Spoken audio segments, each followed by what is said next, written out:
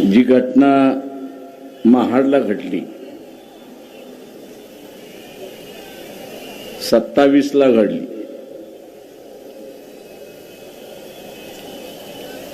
त्याचा पुन्हा असणारा आपण कार्यक्रम आता असणारा 2023ला घेतो. 4 वर्षानंतर 100 वर्ष होईल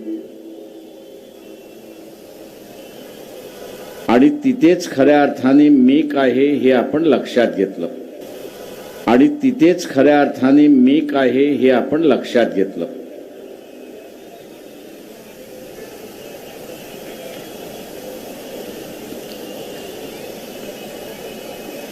हा व्यवस्थेचा भाग आहे असं मी त्या ठिकाणी मानतोय.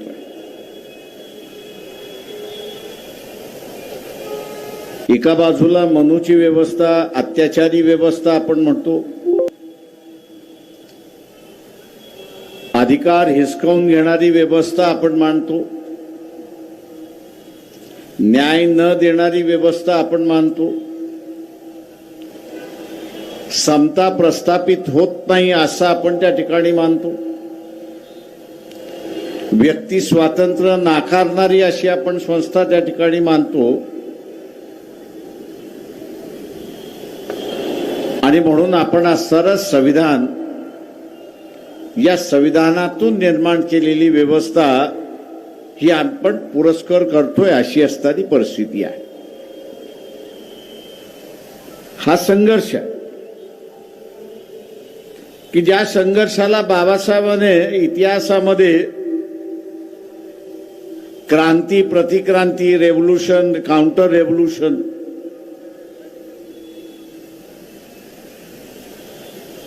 हा संघर्ष चालत राहिला.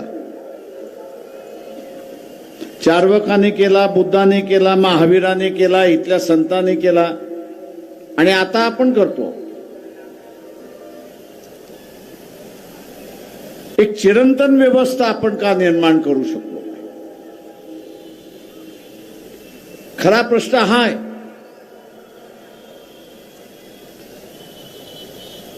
की ते चिरंतन व्यवस्था आपण करू शकलो नाही याचं कारण आपल्याला मिळालेल्या स्वातंत्र्यामध्ये जे स्वातंत्र्य मिळालं गुलामीनंतर, आपण असं मानत गेलो की आता हे झालं, आमचं संपलं.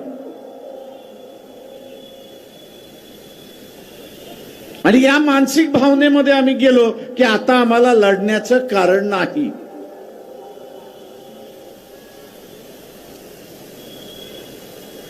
परंतु प्रत्येक पायरीवरती, पावलावरती, ती पायरी गाठायला, ते पाऊल टाकायला ताकद लागते, संघर्ष लागतो. आणि तो संघर्ष केला, ताकद लावली तरच आपण त्या पायरी आणि तो पाऊल त्या ठिकाणी टाकू शकतो.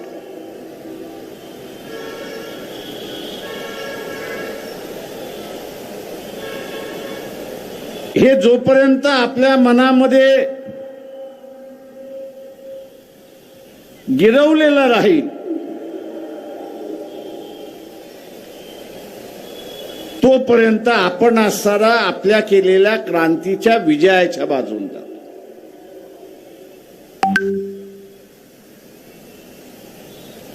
या क्रांतीच्या विजयाच्या बाजूने आपण जातो. ज्या क्षणाला आपण असणारा विसरलो त्या क्षणाला आपल्या विरोधातला जिंकताना आपल्याला त्या ठिकाणी दिसतो. आणि आज तीच परिस्थिती.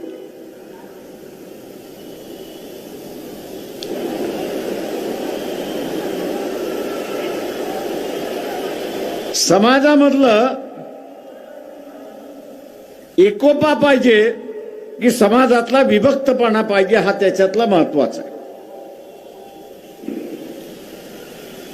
विषमता पाहिजे असेल, गुलामी पाहिजे असेल,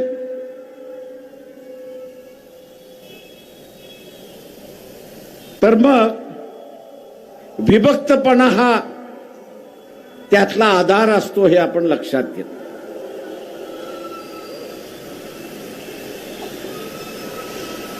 का विभक्तपणा आला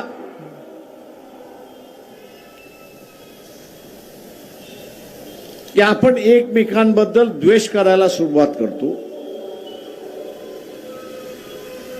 एकमेकांना असं डॉमिनेट करण्याचा प्रयत्न त्या ठिकाणी करतो आणि काही वेळेला मत्सरी त्या ठिकाणी करायला बघतो, अशी असणारी परिस्थिती आहे.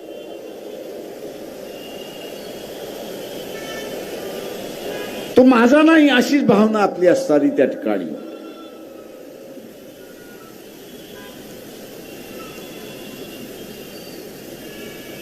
किती जी क्रांती आपण सुरुवात केली ती मानवतेची क्रांती सुरुवात केली.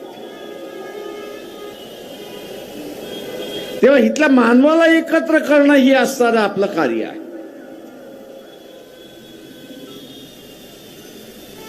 आणि म्हणून आपण असणारा मानतो की आम्ही असणारा समूहाला एकत्र करण्याच्या मार्गावरती लागलेलो आहे. हा लढा विभक्त विरुद्ध एकता आणण्याचा भाग त्याच्यातला आहे.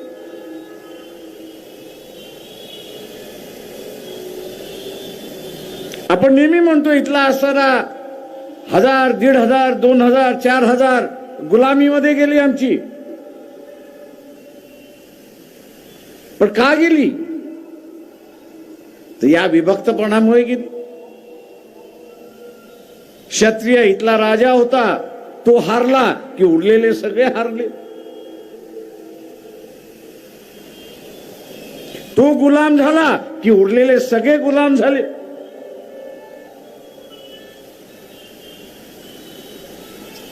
आणि या विभक्तपणामध्येच या देशाची गुलामी आहे.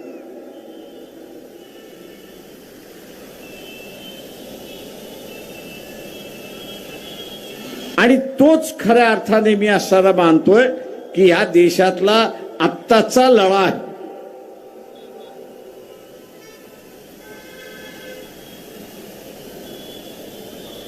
कारण का वर्चस्व ही जी संकल्पना आहे, ही संकल्पना विभक्तामध्येच जन्माला येते.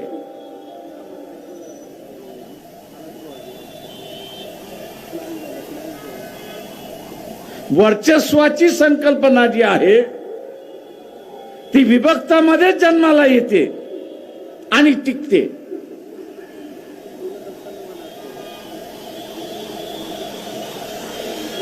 जिथे संघटित राहण्याचा असणारा भाग आहे तिथे असणारा वर्चस्वाच्या कल्पनेला जागाच नाही. कारण का आम्ही बरोबरीचे आहोत असं त्या ठिकाणी मानतोय.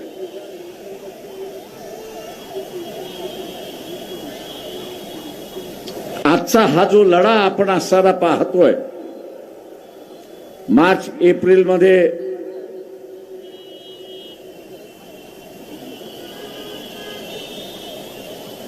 लोकसभेच्या निमित्ताने होणार, मनुस्मृती लागू झाली, ती मंदिरातून लागू झाली, देवळातून लागू झाली, अशी असणारी परिस्थिती आहे.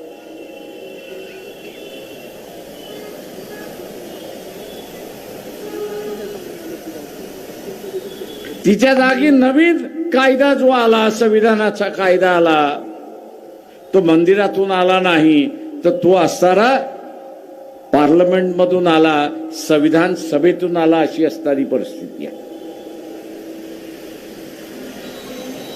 सत्तेचं केंद्र बदललेलं आहे. पूर्वी मंदिर हे असणारा सत्तेचं केंद्र होतं.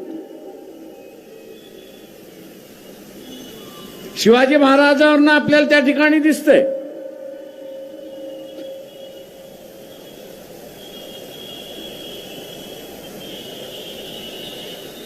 ते राजे होते पण मान्यता नव्हती. का धर्माने मान्यता दिली आणि मग गागा भटाला बोलून ती धर्माने मान्यता मिळाली. त्यावेळेस सेंटर ऑफ पॉवर आपण जर म्हटलं तर हे धर्म होत.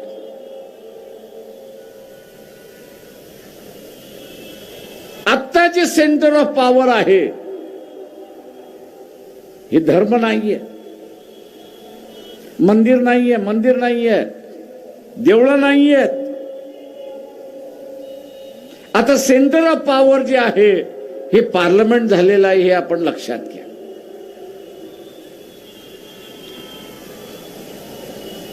त्याच्यावरती ज्याचा ताबा त्याची व्यवस्था ही आपण लक्षात घ्या.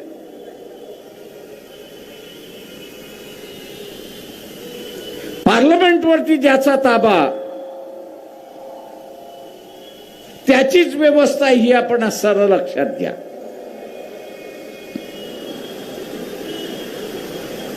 आणि म्हणून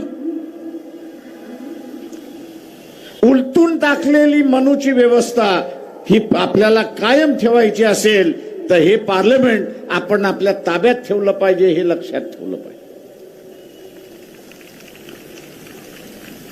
त्याच्यावरती जोपर्यंत आपल्या विचारांचा वर्चस्व आहे,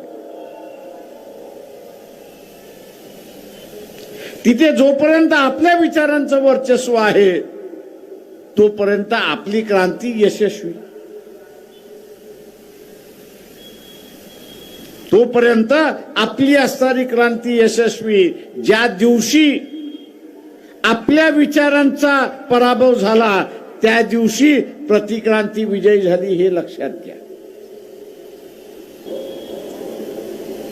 उद्याच्या असणाऱ्या कालावधीमध्ये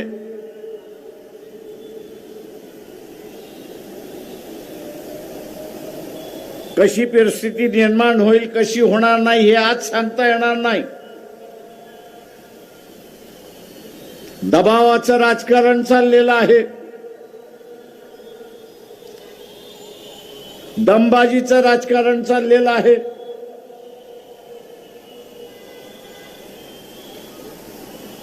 ब्लॅकमेलिंगचं राजकारण चाललेलं आहे. कशासाठी? तर मार्च एप्रिल मध्ये ज्या निवडणुका होतील त्या निवडणुका या प्रतिक्रांतीवाद्यांना जिंकायच्या आहेत आणि म्हणून त्यांचे हे प्रयत्न चालू. प्रतिक्रांतीवाद्यांना ते जिंकायचे आहेत आणि म्हणून त्यांचा असणारा प्रयत्न त्या ठिकाणी चाललाय. मी या सगळ्या ब्लॅकमेल होणारे जे आहेत किंवा ज्यांना केल्या जात आहे त्यांना असताना एवढंच सांगणार आहे की वाघ म्हटला तरी खातो आणि वाघोबा म्हटला तरी खातो. इलेक्शनच्या अगोदर सांगितलं जाईल आम्ही काही कारवाई करत नाही, तुम्ही असताना एकत्र येऊ नका.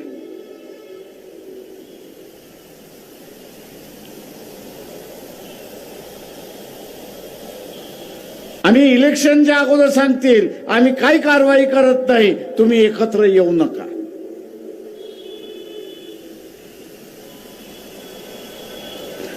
एकदा दगडाखालचा हात खाली निघून गेला, दगडाखालचा हात निघाला तर मग हाच वाघ वाघोबा होऊन खायला सुरुवात होईल अशी असणारी परिस्थिती,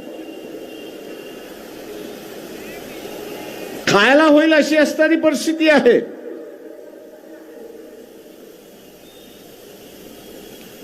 जी भूमिका वंचित आघाडी घेते, अरे बाबा आम्ही तुम्हाला मदत करायला निघालेलो आहोत,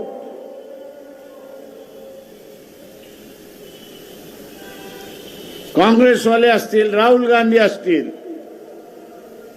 एनसीपी असेल, शरद पवार असतील,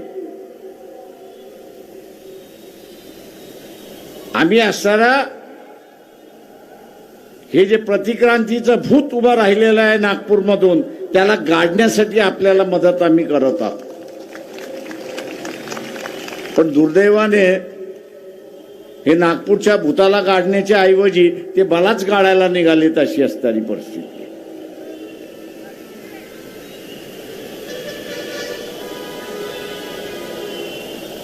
मग कधी मुसलमान शोधतात, कधी अमुक शोधतात.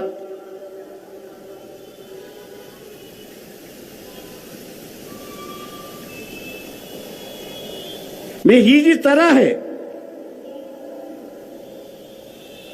या तऱ्हेतून कोणाचं भलं होणार नाहीये.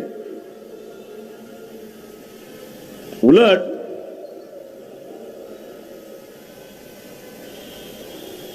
दोन 2024 नंतर एक करंट खादल्या जातील आणि शिरलेलं कुणीच उरणार नाही अशी परिस्थिती आहे.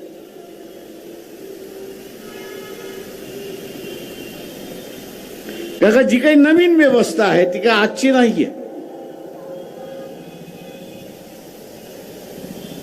जे नागपूरमध्ये आपण बसलोय त्यांनी असताना 50 साली सांगितलं की हे संविधान आम्ही मान्य करणार नाही, आम्हाला संधी मिळू द्या, आम्ही हे संविधान उलटून टाकल्याशिवाय राहणार नाही, ही घोषणा केलेली आहे.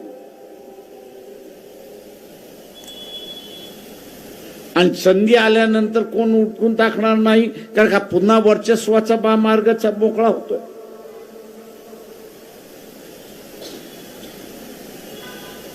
आणि म्हणून ज्या व्यवस्थेला बाबासाहेबांनी या ठिकाणी सिंबॉलिकली असताना महाडमध्ये दहन केलं आणि सांगितलं की आम्ही जाळून टाकली, याचं राग केलेला आहे.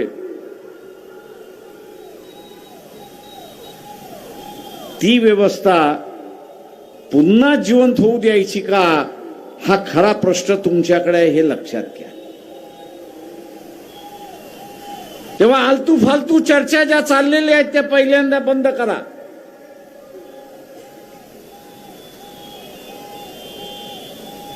जो शिकलेला आहे, राखीव जागेवरती लागलेला आहे,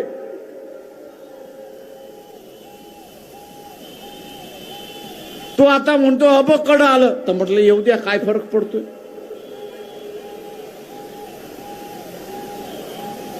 दुखतंय पण बोलता येत नाही.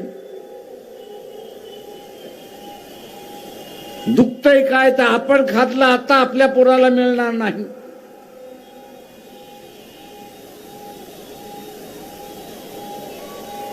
आणि आम्ही तुम्हाला जेव्हा सांगत होतो, अरे बाबा तुम्ही आरक्षण वर्गामध्ये हुशार आहात,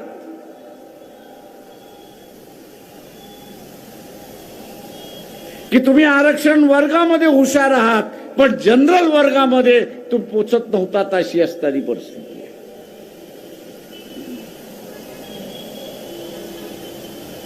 किंवा याही वर्गाला मी असताना सांगतोय,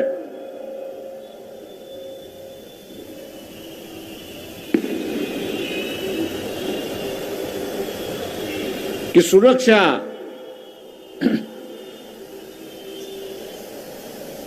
ही व्यक्तिगत नसते, तर ती सिस्टम मध्ये असते.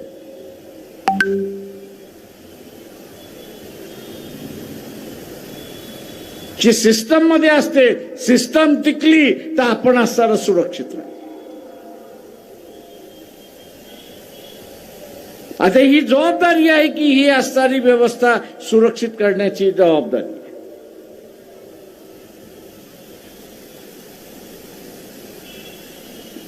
उद्या काय घडेल काय घडणार नाही हे सांगता येत नाही.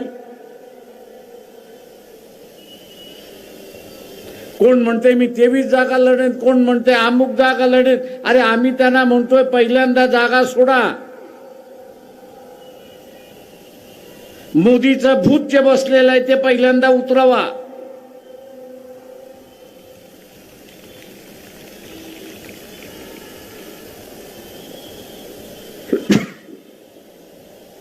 पक्ष वाढवणं हे सीटच्या जागेवरनं ठरतं. तुम्हाला पक्ष वाढवायचा आहे की मोदी घालवायचा आहे याचा पहिल्यांदा निर्णय करा. मोदी घालवायचा असेल तर 2-4 जागा कमी आल्या तरी चालतील, ही भूमिका असते.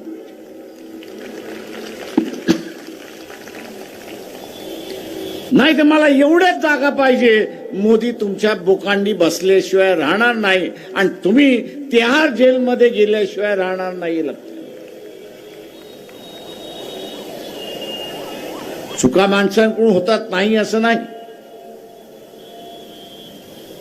मोदीने चुका केल्या नाहीत असं कोणी म्हणत असेल तर साफ चुकीचं आहे.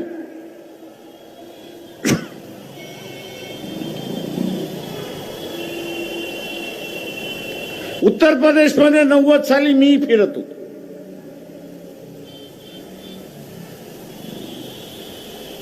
उत्तर प्रदेश मधल्या, बिहार मधल्या काही भागांमध्ये संध्याकाळी 7 वाजले की आज जशी आपण गाडी चालवतो तशी गाडी चालवता येत नव्हती. तिथेही कॉन्वॉय यांनी असताना चालवायची अशी असणारी परिस्थिती होती.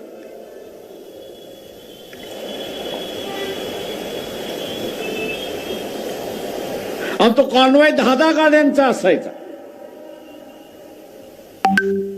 त्या पोलीस अधिकाऱ्याला एकदम विचारलं, अरे बा 10 कशाला, मलाही जायचं 11वी गाडी माझी. तो म्हटला, साहेब तुम्ही कोणी असाल, खासदार असाल, पण मी तुमची गाडी लावू शकत नाही. का एका कॉन्वॉय मध्ये थांबायचा म्हटलं म्हणजे 1 तास लागत. म्हटलं आपल्याला दिल्लीला जायचं, 1 तास कमी होईल.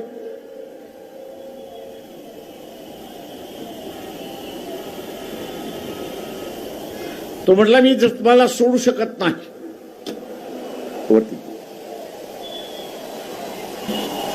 मी सोडू शकत नाही असं तो म्हणाला. आणि मी त्याला विचारलं का. तो म्हटला ही जी बंदूक आहे, या बंदुकीचा रेंज आहे.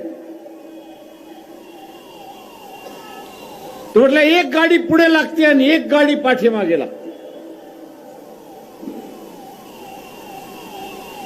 त्या एका गाडीमध्ये तो म्हटला 3 माणसं असतात. एक माणूस एकमेकाला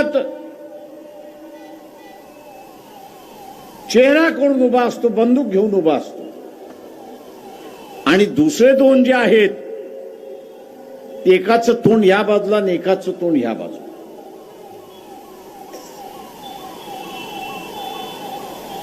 तर म्हटलं ह्याचं कारण काय. तेव्हा तो म्हणाला की गाडी कॉन्वॉय रेंज मध्ये असेल, या बंदुकीच्या रेंज मध्ये असेल तर आम्ही तुम्हाला वाचवू शकतो, या बंदुकीच्या रेंज मध्ये नसेल तर आम्ही तुम्हाला वाचवू शकत नाही. मोहन भागवत माझा असताना आपल्याला सवाल आहे,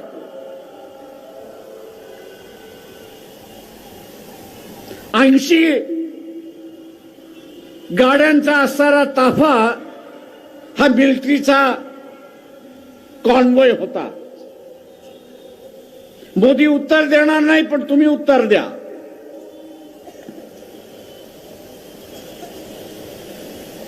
ऐंशी गाड्यांचा ताफा होता. मिलिटरीच्या गाड्या ज्यावेळेस जातात 10च्या वरती जात नाही, आणि 10च्या वरती ज्यावेळेस ज्या जातात त्यावेळेस त्या डबल पॅक केलेल्या असतात. बॉम्ब ब्लास्ट झाला तरी त्याच्यातला माणूस वाचला पाहिजे, या दृष्टिकोनातून आहे. जी लॉरी उडवण्यात आली होती, जी ट्रान्सपोर्टची गाडी उडवण्यात आली होती, त्याच्यामध्ये जवान गेले, ती डबल पॅक होती का याचा खुलासा करा. ती डबल पॅक होती का याचा खुलासा करा. दुसरं तिथे असणारा 80 किलोमीटर 80 गाड्यांचा जो ताफा होता, त्या ताफ्यामधल्या असणाऱ्या जो कॉन्वॉय होता त्याच्या पाठीमागे आणि पुढे ज्या गाड्या होत्या त्या गाड्यांमधल्या असणाऱ्या बंदुका ज्या होत्या त्याचं रेंज काय होतं ते सांग.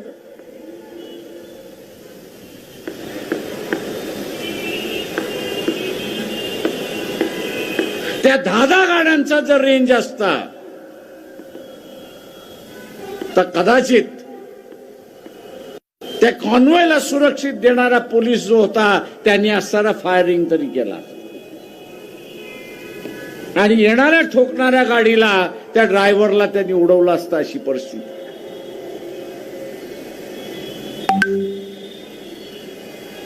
आज मी इंडियातल्या असणाऱ्या अनेक नेत्यांना म्हणतो, अरे असे अनेक प्रश्न आहेत की जे आपण असणारं उपस्थित करू शकतो. या 56 इंच छातीमध्ये गाठे आणि फोकले एवढंच बसलेलं आहे, दुसरं काहीच नाही आहे. गाठ्या आहे आणि असणारा फापडा आहे, त्याच्या पलीकडे काहीच नाहीये.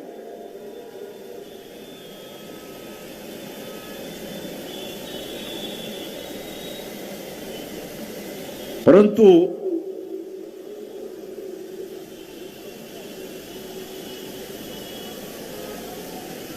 तुम्ही एकत्र आलात तर आमचा भेजा आम्ही तुम्हाला देतो ना.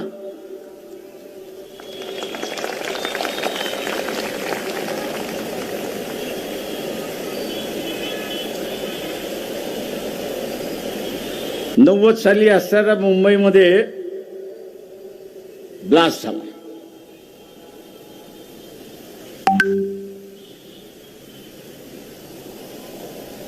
कोणी केला आपल्या सगळ्यांना माहिती आहे. आणि आता पुन्हा त्या दाऊदचं नाव घेऊन बातम्या यायला लागल्या.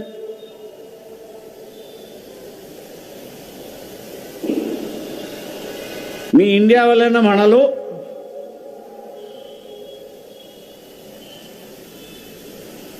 काही गोष्टी तुमच्या चुकलेल्या आहेत, तशा काही गोष्टी नागपूरकरांच्याही चुकलेल्या आहेत. त्यांनी बोट ठेवलं की तुम्ही बोट ठेवायला शिका. घाबरताय कशासाठी?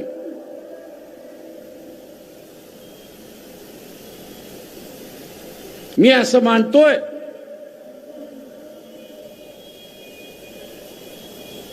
की हा जो संघर्ष आहे, या संघर्षामध्ये आपण जिंकलो तर पुन्हा 500 वर्ष 1000 वर्ष ही व्यवस्था चालत राहील, हे आपण सारं लक्षात घ्या. म्हणून एकत्र येतील नाही येतील याचा आपल्याला सांगता येत नाही. आले तर फार चांगलं आहे, त्याचं स्वागत आपण असं करूया. पण आले नाही तरी आपल्याला लढावं लागेल, हे असणारं लक्षात घ्या.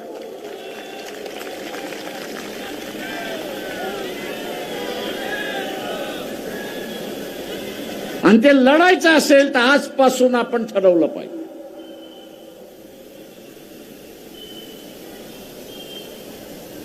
त्यातपासून आपण ठरवलं पाहिजे. आणि ते म्हणजे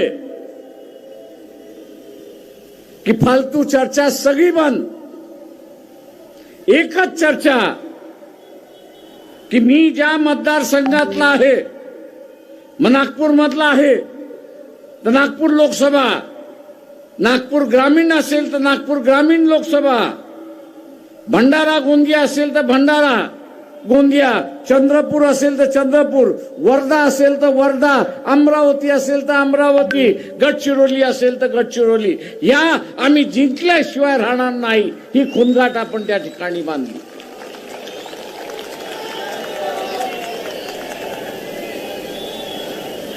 आणि ती ताकद आहे आपल्याकडे, नाही असं नाही.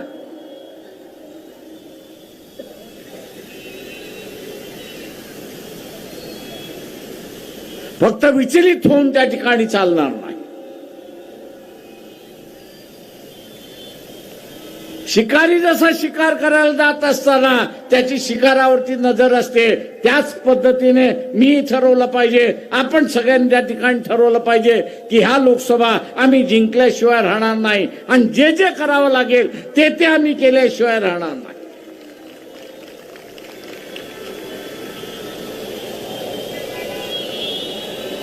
आणि ते जिंकायचं असेल तर पहिल्यांदा आपण लक्षात घ्या की जे बूथ आहे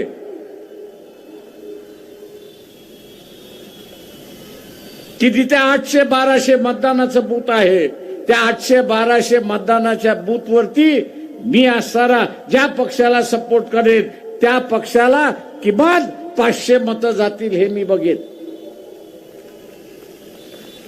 500 मतं जातील हे बघेन. मग विकत घ्यावे लागले तरी विकत घेईन, मैत्री करून घ्यावे लागले तर मैत्री करून त्या ठिकाणी घेईन, पण घेईनच, ही खूणगाठ त्या ठिकाणी बांधली पाहिजे. उमेदवार येईल न येईल,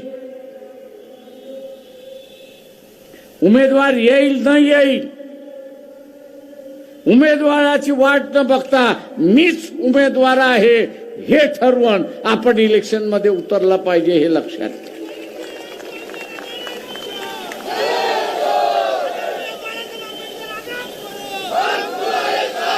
आणि म्हणून ही जी ज्योत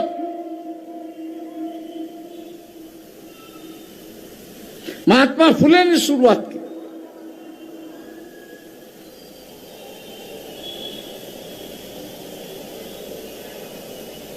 ती कायम पेटत राहिली पाहिजे, ती जिवंत राहिली पाहिजे, ही आपली असणारी जबाबदारी. मनूला उलटून लावण्याचं कामकाज हे पूर्णपणे शाहू महाराज आहेत, बाबासाहेब आहेत यांनी केलेलं आहे. आणि म्हणून आपण फुले शाहू आंबेडकर वाद असं म्हणतो. हा वाद जोपर्यंत जिवंत आहे तोपर्यंत आपली क्रांती जिवंत आहे हे लक्षात घ्या.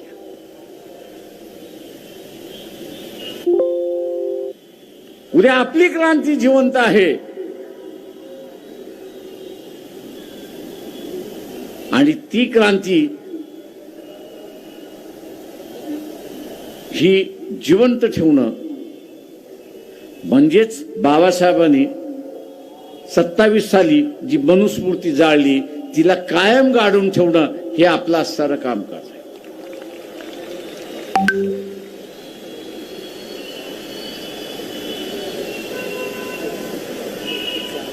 इथलं राजकारण आपण असताना पाहिजे.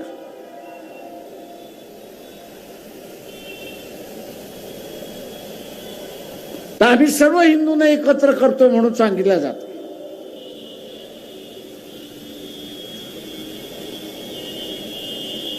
परंतु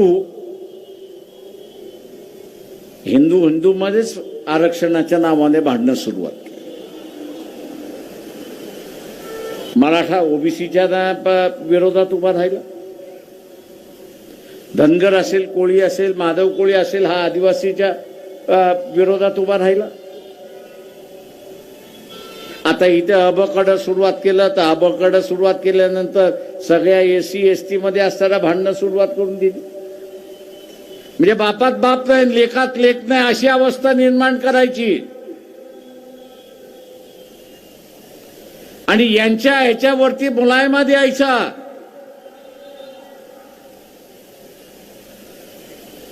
आणि तो म्हणजे अँटी मुस्लिम मुलायमा देऊन मोकळा व्हायचा.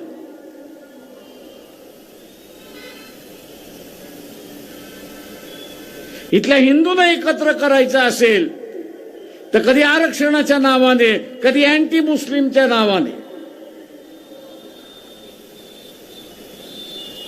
म्हणजे निगेटिव्ह राजकारण, निगेटिव्ह विचारसरणी, नकारात्मक द्वेषाची राजकारण.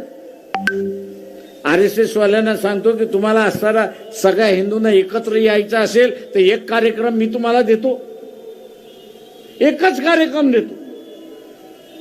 स्वीकारता येतो का बघा, त्याचा पुरस्कार करता येतो का बघा. कोणाची प्रॉपर्टी आपल्याला हिसकावून घ्यायची नाही, कोणाचं घर आपल्याला हिसकावून घ्यायचं नाही. फक्त एकच गोष्ट करायची आहे आणि ती म्हणजे एक हिंदू थिओलॉजिकल युनिव्हर्सिटी उभी करायची. एक हिंदू थिओलॉजिकल युनिव्हर्सिटी उभी करायची की धर्माशिवाय दुसरं काहीच करणार नाही. आणि दुसऱ्या बाजूला कायदा करायचा आहे, तो म्हणजे हिंदू समाजामधला पुजारी जो असेल, हा पुजारी त्या थिओलॉजिकल कॉलेज मधला डिग्री होल्डर पाहिजे. कुठल्याही जातीचा, कुठल्याही धर्माचा. जातीवरती राहणार नाही तर विद्वत्तेवरती राहील. हा माझा सजेशन आहे. RSS वाले स्वीकारता का सांगा.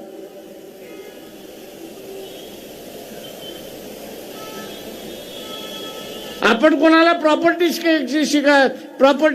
हिसकावून घेण्याचं म्हणत नाही. एकोपाना आणायचा आहे. आज माळी असेल ते त्यांच्यामधला सुद्धा पुजारी आहे, धनगर आहे त्यांच्यामधला सुद्धा पुजारी, तेली मधला आहे तो त्यांच्यातला पुजारी आहे. हा त्याच्याच समाजापुरता पुजारी आहे, तो हिंदू समाजाचा पुजारी होत नाही. तो हिंदू समाजाचा पुजारी होत नाही. मी जी संकल्पना आपल्या पुढे मांडतोय की आपण जो पुजारी करणार आहोत तो हिंदू धर्माचा पुजारी त्या ठिकाणी होणार आहात मान्य करणार असाल तर मी हात पुढे करायला तयार आहे. पण त्याचबरोबर मी जसं म्हटलं की जातीवरचा पुजारी होणार नाही याचा पार्लमेंटचा कायदा त्या ठिकाणी झाला पाहिजे. शिक्षणाविद्वत्तेवरती इथला असणारा पुजारी होईल. जात व्यवस्थेचा पुजारी बॅन केला जाईल, बंद केला जाईल, नाकारला जाईल. ही व्यवस्था आपण स्वीकारता का? तर इथला असणारा समाज एकत्र आपल्याला त्या ठिकाणी करता येईल.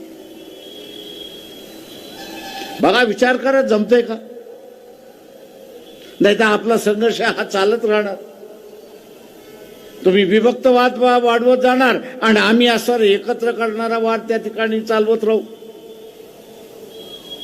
आणि म्हणून मित्रो,